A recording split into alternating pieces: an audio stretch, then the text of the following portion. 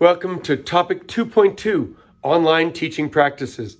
This is perhaps for me the most interesting because I've been teaching and learning online for over 20 years in many different roles, whether I was helping classroom teachers engage in blended learning or now as an online professor. Online learning is my field of interest, and certainly being part of Athabasca University has shaped my understanding of what is good and quality practices in online learning.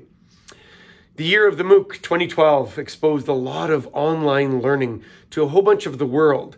One of the challenges with that for distance educators and researchers like myself is that a lot of the hype was around platform and this move of recording lectures and putting it online.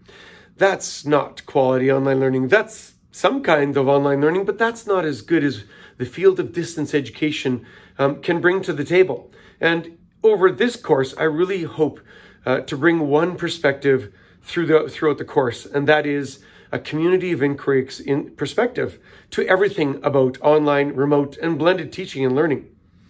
This comes back to a professor I know well, Dr. Terry Anderson, in the University of Alberta, and somebody was with Athabasca University for quite a long time.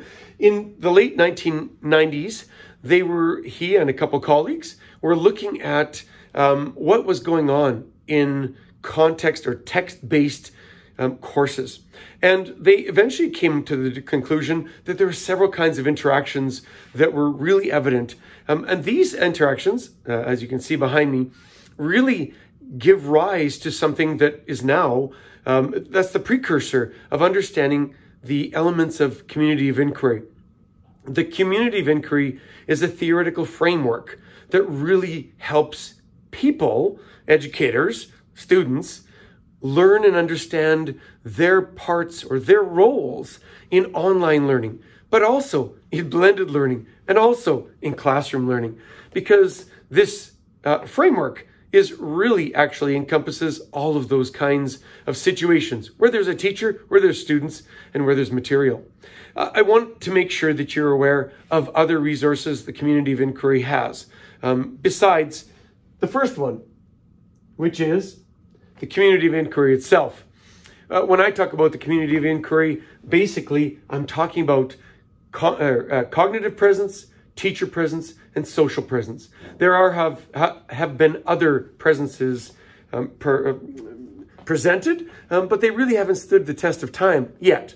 For example, I'm working on some stuff around emotional presence and understanding emotions in communities that can guide and encourage learners. But the community of inquiry has a couple different resources that we support at Athabasca University. And I think these are really good to share to any educators or anybody that you know that might be looking at moving to remote online learning. So the first resource is the Community of Inquiry website specifically, but also one that's not really as well known is the Community of Inquiry about the Community of Inquiry. Basically, there's piles of resources. Of course, I'll have these links a little bit later for you to follow up on, but there's piles of resources about what does the community of inquiry mean. I can't capture them in a small course like this because I could do the whole course on the community of inquiry, but it certainly does inform how educators, how students, and how content needs to be considered in the education triangle.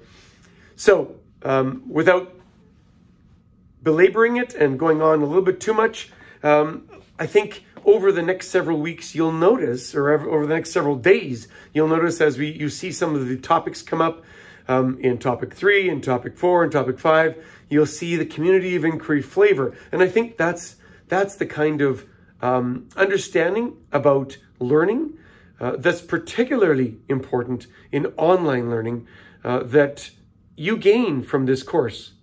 By the way, if you've made it to the end of this video, it's a longer one. This is a community of inquiry that we're creating in this course, just so you know.